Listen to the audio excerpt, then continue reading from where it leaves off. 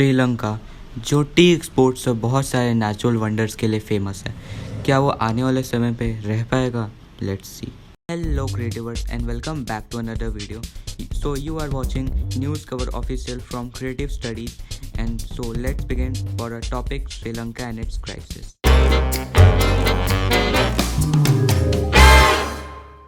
श्रीलंका के क्राइसिस के बारे में पढ़ने से पहले हम कुछ श्रीलंका के बारे में जान लेते हैं। आपको पता है श्रीलंका का नाम श्रीलंका किस साल में रखा गया था? जिनको नहीं पता उनके लिए बता दूं, वो साल था 1972। इस कंट्री का नाम सबसे पहले सिलाओ रखा गया था 1505 में, जब पुर्तगाल के लोगों ने इसे ढूंढा था और इसे ब्रिटिश लोगों ने सेलियन नाम से बाद में रख दिया। ये एक छोटा सा द्वीप या आइलैंड है जिसका कुल एरिया 65,610 किलोमीटर स्क्वायर है। क्या आपको लगता है कि श्रीलंका का कैपिटल कोलंबो है? तो आप रॉन्ग है। इसका कैपिटल श्री जयवर्धनेपुरा कोटे है। तो अगली बार से आप ध्यान रखिएगा। श्रीलंका में 70% लोग बुद्धिस्ट हैं, 10% लोग मुस्लिम, 7% क्रिश्चियन और 13% हिंदू।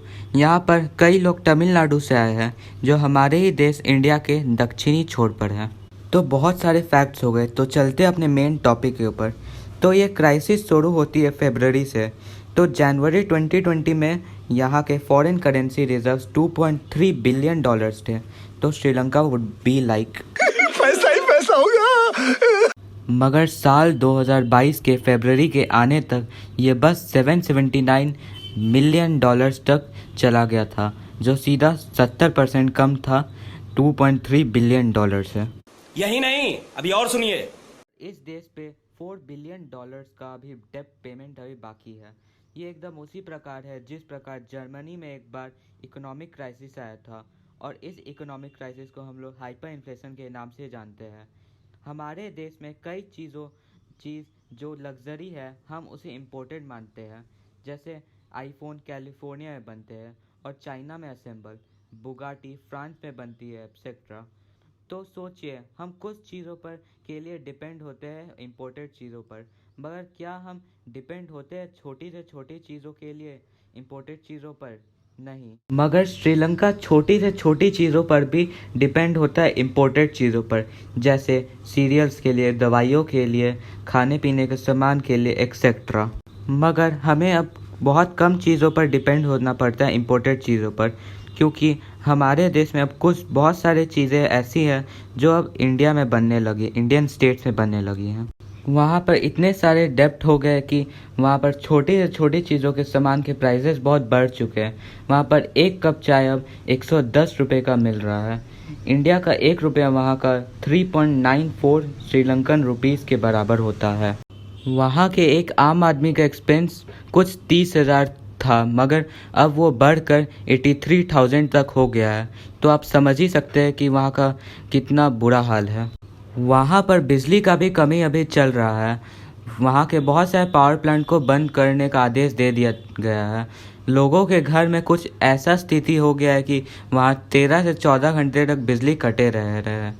स्थिति तो कुछ यूँ है आ गई है कि सरकार खुद बोल रही है कि स्ट्रीट लैंप्स को बंद कर दिया जाए ताकि बिजली बच सके। ये बात आपको सुन के अच्छा लगेगा कि इंडिया ने अपना हाथ आगे बढ़ाया है श्रीलंका को हेल्प करने के लिए। बात कुछ यूँ है कि इंडियन ऑयल कॉरपोरेशन यानी IOC ने लंकन इंडियन ऑयल कॉरपोरेशन को कुछ 6,000 मीट्रिक टन डीजल देने का हेल्प किया है। तो फैम्पे के बारे में जानते हैं। तो फैम्पे इंडिया का पहला पेमेंट ऐप है जो 11 से 20 साल के बच्चों के लिए है, जिसको आप अपने तरीके से पर्सनलाइज करवा सकते हैं। It is powered by Visa and you will get 4x reward and offer. So what you are waiting for, go and get it now. School के एग्ज़ाम्स को कैंसिल कर दिए जा रहे हैं। पेपर्स की प्रिंटिंग सब कम हो रहे हैं क्योंकि प्रिंटिंग मटेरियल्स वहाँ के कम हो गए हैं। हाल ही में इंडिया में कुछ 2,500 रेफ्यूजी श्रीलंका से इंडिया में समुद्री रास्ते के ज़रिए आए हैं। कई लोग 50,000 से लेकर 3 लाख तक स्पेंड कर रहे हैं देश छोड़ने के लिए। अब हम जानते हैं कि क्या रीज़न हो सकता है इस क्राइसिस का। तो इसका मल्टीपल रीजंस है। श्रीलंका का टूरिज्म नंबर 1 पर था 2018 में। साल 2018 में कुछ 2.3 मिलियन टूरिस्ट वहां आए थे। श्रीलंका के इकोनॉमी का 12 से 13% हिस्सा सिर्फ टूरिज्म से चलता है। फिर साल 2019 के अप्रैल में मल्टीपल बॉम्ब धमाके हुए। इसे सब ईस्टर बॉम्बिंग के नाम से जानते हैं। इस बॉम्बिंग के टारगेट में 3 चर्च और 3 होटल थे। कुछ 350 लोग मारे गए थे इस बॉम्बिंग में और कुछ 500 इंजर्ड भी हुए थे। इसमें टोटल 8 लोग सुसाइड बॉम्बर्स रिस्पॉन्सिबल थे जो एक टेररिस्ट ग्रुप को बिलोंग करते थे। इस टॉपिक में विस्तार में बात करेंगे अपने नए वीडियो में। तो अपने थर्ड टॉपिक पे चलते हैं। Third reason for the crisis could be covid because इससे बहुत टूरिज्म और इकोनॉमी को इफेक्ट हुआ था 2020 के टाइम। यहाँ पर सरकार की ये गलती है कि उन्होंने पहले ही बहुत बड़ा वादा कर दिया था। गोताबाया राजापक्सा जो यहाँ के प्रेसिडेंट हैं, उन्होंने वैट को आधा करने का वादा कर दिया था। वैट का full form value added tax होता है। तो मेन रीज़न इसको आधा करने का ये था कि लोग सामान ज़्यादा खरीदेंगे और कंजम्पशन बढ़ेगा, मगर इसका फ़ायदा वहाँ के लोग नहीं उठा पाए क्योंकि वहाँ लॉकडाउन लग गया और लोग गुड्स परचेज़ नहीं कर पाए। मगर इसे हम सरकार की गलती नहीं कह सकते क्योंकि उन्हें कहाँ पता था कि कोरोना आने वाला है। महिंदा राजापक्सा जो वहाँ के प्राइम मिनिस्टर थे वो गोताबाया राजापक्सा के भाई लगते थे। सारे पॉलिटिशियन जो इनके पार्टी में थे उन्होंने इस्तीफ़ा दे दिया है सिवाय गोताबाया राजापक्सा के।